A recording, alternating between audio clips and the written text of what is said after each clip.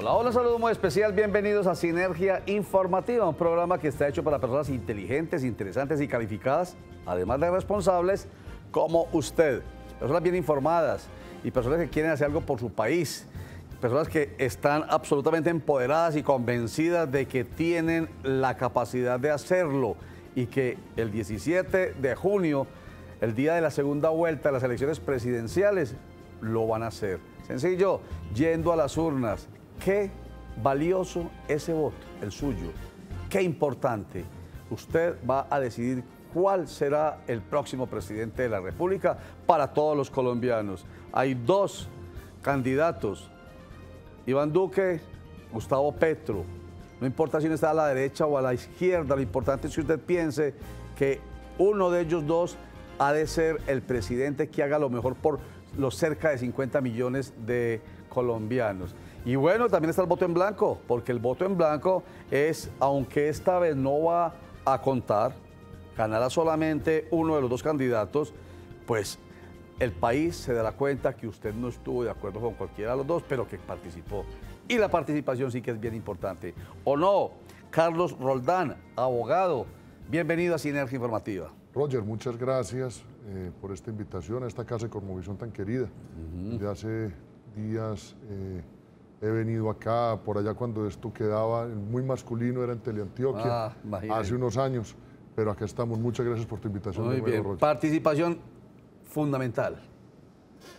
Hombre, la participación democrática es lo que nos diferencia de las dictaduras. Sí. Colombia es un modelo de soberanía popular, quiero decir. Los ciudadanos son los dueños del poder. Ajá.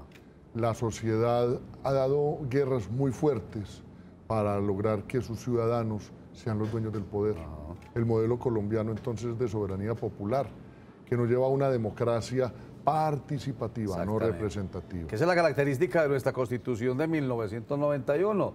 Nuestro Estado Social de Derecho a partir del año 1991 nos dice que somos una república unitaria, descentralizada, pero por allá dice con mucho énfasis participativa, democrática, participativa y pluralista. Eso es que es bien importante. Lo pluralista, ¿cómo lo entendemos, Carlos?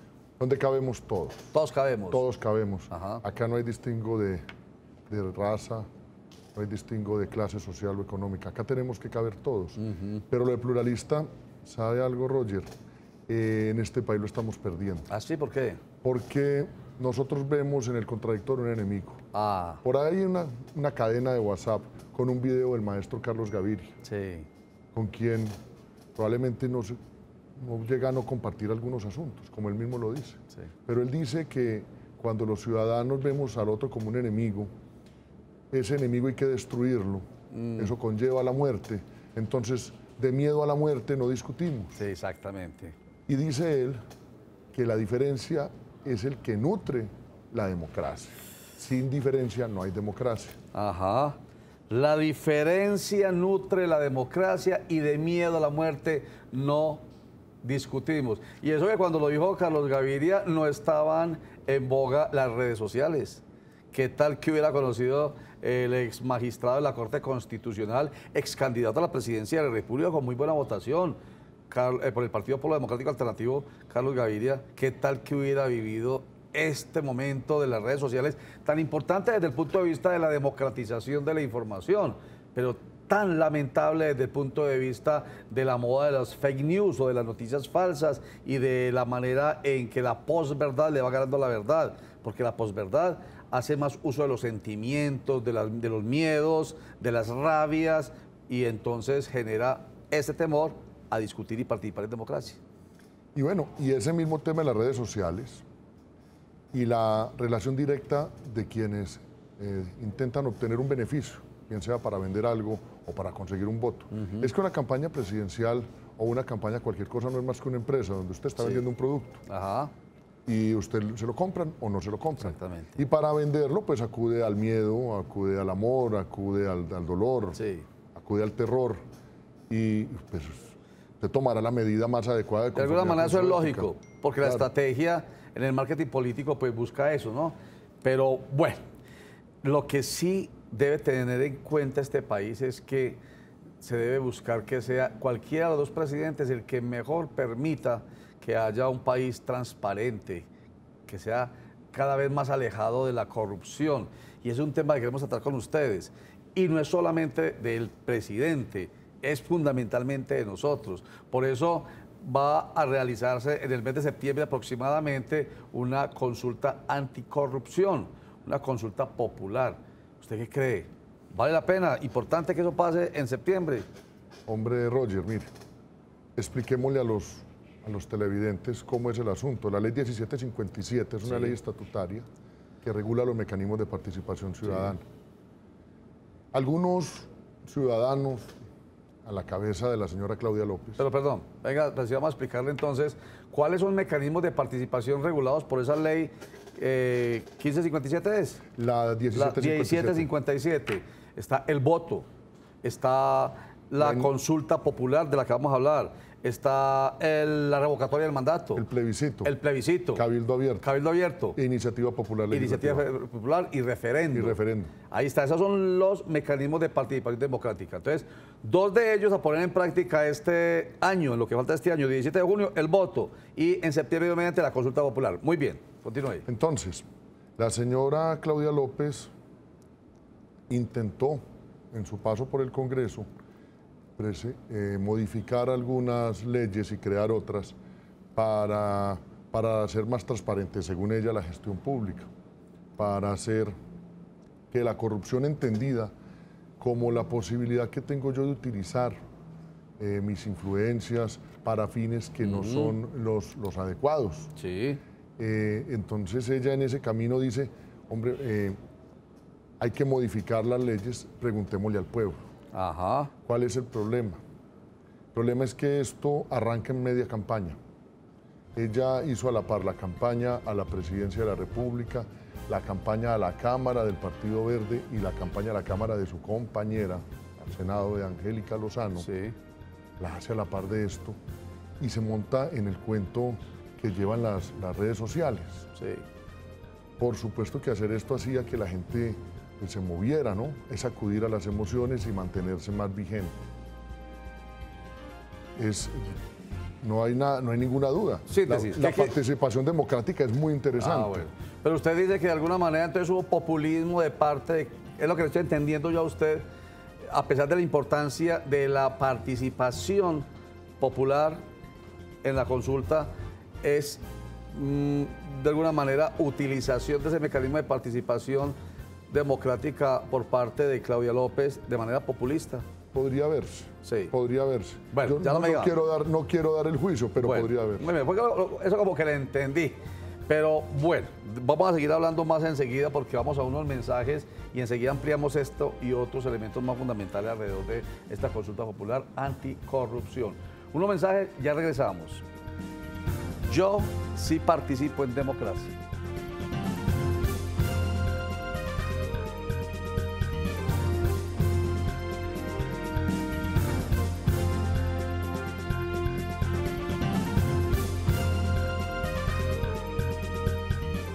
Yo sí participo en democracia.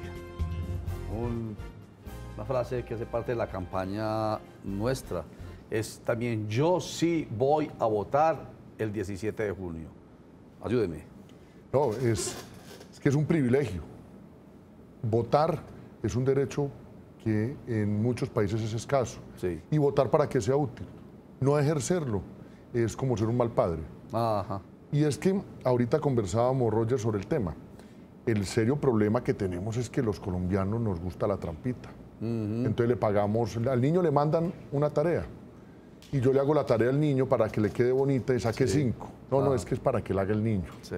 Yo me meto en doble fila por la autopista porque voy de afán y yo soy muy vivo. Sí. Yo hago negocios y me gano más de lo que me debo ganar en un negocio porque yo soy muy inteligente y soy no soy un diablo avispado.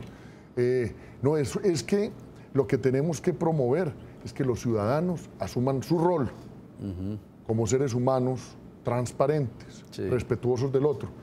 Y te decía que la corrupción surge de ese exceso de individualismo, es de la condición humana que es individualista. Pero si no tiene barreras éticas, si no tiene barreras morales suficientes, el ciudadano va a querer optimizar su posición económica, Sí. va a querer recibir más beneficios con menos trabajo. Claro. Y encuentra que en el asunto de todos, como lo es el Estado, en la República, la cosa de todos, es cosa pública de todos, Sí. pues voy y veo eso como suelto, como un cajón abierto y le voy y le echo mano. Ajá. Porque yo no tengo barreras morales o éticas que me conduzcan a tomar decisiones acertadas. Sí, pero te venga, las condiciones, barreras morales o éticas deberían surgir desde la infancia, desde la familia, desde la escuela y no desde las normas, porque a lo que estamos llegando ahorita es a barreras jurídicas o legales a partir de una consulta popular anticorrupción en la que se tratan 7 aspectos que supuestamente deben estar reglando la participación de los colombianos en el uso del erario, de la cosa pública. Y entonces eso fue lo que pretendieron, pues las dos personas que usted mencionó ahorita, Claudio López y Angélica Lozano, que son las promotoras de la consulta antipopular que se va a llevar a cabo en septiembre. Y entonces esto es distinto a lo moral y lo ético, o sea, ellos quieren reglarlo. Cuando ya se supone, y enseguida mencionamos los 7 puntos de la consulta, ya hay por lo menos 5 aspectos reglados en nuestro ordenamiento jurídico. Sí, sí. Probablemente le faltó algún asunto. Por ejemplo, la imposición en los colegios y universidades de una cátedra de transparencia. Exactamente. De una escuela de padres. Exactamente. De escuelas de formación ciudadana. Colombia no necesita ciudadanos que sepan sumar y restar.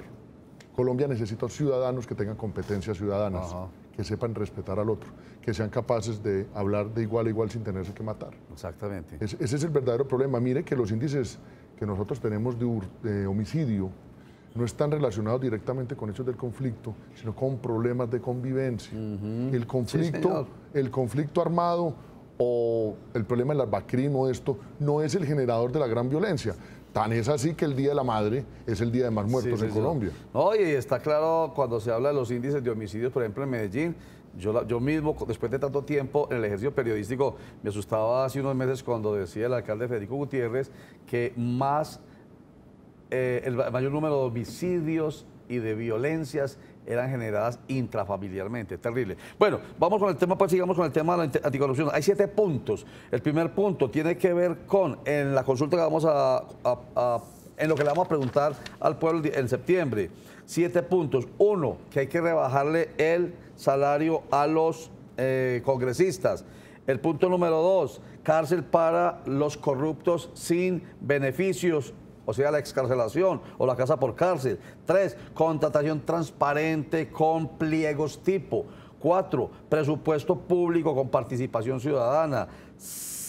Ya voy en 5, bueno, 5 es este. Congresistas deben rendir cuentas, deben asistir, deben votar y deben legislar y gestionar, y eso lo tiene que demostrar. 6, hacer público las declaraciones de renta. Y 7, máximo 3 periodos. ¿Usted cómo ve esos punticos, Carlos? Vea, que tenga máximo 3 periodos no tiene nada que ver con corrupción, pero sí tiene que ver con decencia y con cambio y mutación de los agentes políticos. Bajar el salario de los congresistas puede tener unas consecuencias. Y es que si pretendemos tener congresistas, empleados públicos de calidad, tenemos que pagarles bien. Un congresista gana 30 millones de pesos, que eso es mucha plata. Es un buen salario. Y tienen una serie de dádivas, unos conductores, tienen unos tiquetes y unos asuntos que hacen que un congresista gane muy bien. Yo no sé cuánto es el valor que lo van a proponer. No vi el dato. Pero es muy difícil usted conseguir un ejecutivo de las mejores condiciones con una maestría, con una especialización, que sepa hacer las cosas. Un hombre de 35, 40 años, que...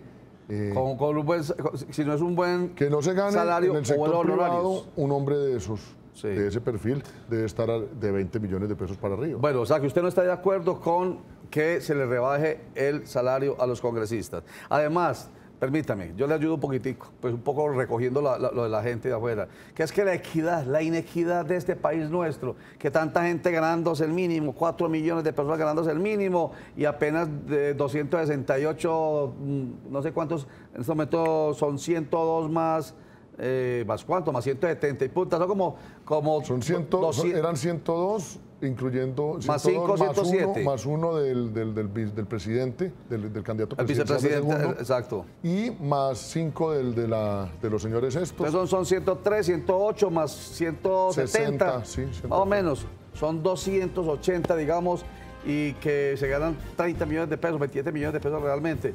Hombre, ¿por qué no se iguala la cosa más bien por debajo? ¿Por qué de arriba para abajo?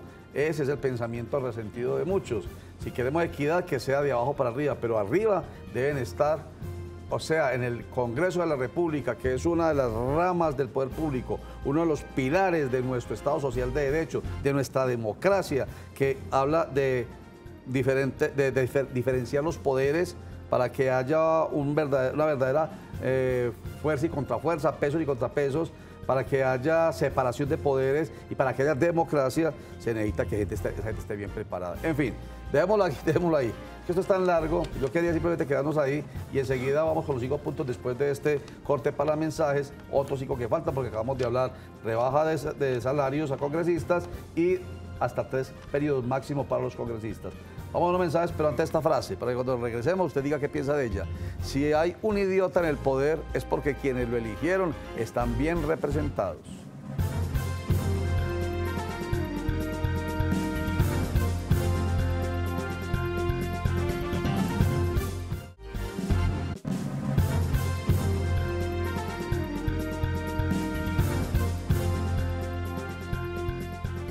Si hay un idiota en el poder es porque quienes lo eligieron están bien representados. ¿Qué piensa usted de esa frase? Esa frase es absolutamente cierta. Es que los ciudadanos, cuando deciden recibir el TLC, tejas, ladrillos y cemento, Ajá. están siendo corruptos. Exactamente. Y si a usted le pagan por el voto, imagínese qué van a hacer con el poder derivado de ese voto. Y entonces usted tiene que saber escoger, aprovechando la democracia, para escoger a los mejores. De ahí que si usted tiene los mejores, pues deberá remunerarlos bien. Exactamente. Ahora bien, el mecanismo de concentración de la riqueza, la forma más grave de concentración de la riqueza, no es la producción, no es la tenencia de la tierra, es la corrupción. Y se lo voy a explicar por qué, Roger. Sí. Porque mire, se dice que los impuestos es una manera de distribuir la riqueza. Entonces le quitan a unos para darle a otros. ¿Qué pasa si eso que le quitan a algunos no va para 1 millón, sino para 2? Entonces yo le quito la plata en un impuesto a los empresarios para construir colegios y no construye el colegio y se lo doy a un personaje. Esos niños no van a estudiar, entonces esos niños no van a generar consumo, esos niños no van a generar ideas. Si no generan consumo, no generan ideas, se acaba la fuente de ingresos. Claro. Y cada vez se concentra más en unas personas que obtienen el beneficio. Y económicamente hay algo, un agente económico, uno solo, es menos capaz de dinamizar la economía que 30. Ajá. Entonces, si lo repartiéramos entre más, probablemente la economía crecería más. Y eso es una consecuencia gravísima de la corrupción. Bueno, pero exactamente. Pero volvamos específicamente al tema de la corrupción y responde porque el tiempo ya se nos va. Estos otros 5 aspectos que están ahí en la consulta anticorrupción, consulta popular, ya existen supuestamente. Relativamente arreglados, sí. Relativamente arreglados. A mí me parece fundamental el tema de las audiencias públicas para la entrega de los cupos indicativos en el Congreso de la República. Eso es un porcentaje que es como el 40 y pico % del presupuesto. Eso es fundamental para que la gente sepa dónde están y se prioricen adecuadamente. En eso estoy de acuerdo. La publicación con transparencia de las hojas de vida de las personas está bien que presenten la declaración de renta, sin embargo hoy por ley lo deberían hacer, claro. Pero no lo hacen. Bueno, por eso, pero está yo creo arreglado. Que lo que hay que hacer es el control social sobre el ejercicio de los congresistas. Entonces, permítame, yo le digo, para poder, qué pena que yo lo apresure un poquito pues por el tiempo. No se preocupe. Está claro que eso está arreglado y existe, lo que pasa es que no lo hacen cumplir. Entonces, más diría uno, que una consulta de 250 mil millones de pesos, casi 300 mil millones de pesos, más que yo soy amigo, lo he defendido aquí abiertamente, soy amigo de las consultas populares y de los mecanismos de participación general, pero hay cosas que, usted lo dijo ahorita, llover sobre mojado. O sea, es botar una plata cuando lo que hay que hacer es cumplir, hacerla cumplir. Pero mire, es que eso lo va a hacer cumplir. O sea, si analizamos el comportamiento de los gobernantes, el control social en este mundo de las redes sociales, que va a generar esto sobre los gobernantes, sobre los congresistas, va a hacer que ellos empiecen a publicar así ya se lo hubieran ordenado. Sí. Esa es la ventaja de esto. Bueno. Porque es que les va a dar pena. Ya. Les va a dar vergüenza. Ya. Entonces uno puede pensar que esos 200.000 millones de pesos estarían mal empleados porque eso ya existe. Yo creo que la democracia es costosa. Bueno, ¿usted está de acuerdo? No, yo también estoy de acuerdo con eso. A mí no me parece caro en ningún momento democracia. No, pero está bien que usted está de acuerdo que se realice esa consulta antipopular, anticorrupción como mecanismo de presión para ellos, pero como mecanismo, porque si bien eso está reglamentado, y puede ser llover sobre mojado, si no la hacen, el pueblo no se acuerda de que esos señores tienen que publicar. Me gusta eso. Esa es la razón. Me gusta eso. Es la legitimación de los actos del gobernante. Ajá. No es un problema de legalidad, sino de legitimidad. Que el gobernante haga las cosas porque quiere y porque le da pena y porque tiene vergüenza. En derecho lo llaman también coercibilidad, la posibilidad de usar la fuerza. En este caso es la fuerza de la vergüenza. La fuerza de la vergüenza es más grande que la fuerza de la ley. A la gente le tiene más miedo a una pena que un canazo. Me gusta, porque vuelvo y le digo, no es cara un mecanismo de participación si eso fortalece la democracia. No es caro una consulta popular en el Partido Liberal el 25 de noviembre del año pasado para escoger al candidato único por el liberalismo a la presidencia de la República. ¿O sí? A mí no me parece caro, que sea ineficiente. Eso es distinto. Y que no la hagan cumplir y que la vergüenza no les haya dado a los miembros directivos corporados del Partido Liberal para no acompañar a su candidato, otra cosa distinta. Pero la consulta es válida, valga lo que valga. Como es válida la consulta anticorrupción, así valga 300.000 millones de pesos. El asunto es la dificultad. ¿La dificultad para qué? La dificultad para que una consulta popular del orden nacional tenga consecuencias. Bueno. Porque se necesitan, ahorita analizábamos, más de 11 millones de votos. Se necesita el 30% del censo electoral. O sea, tiene que participar. De los 36 millones de personas, tiene que participar. Votar por lo menos 12 millones. 11 o 12 millones.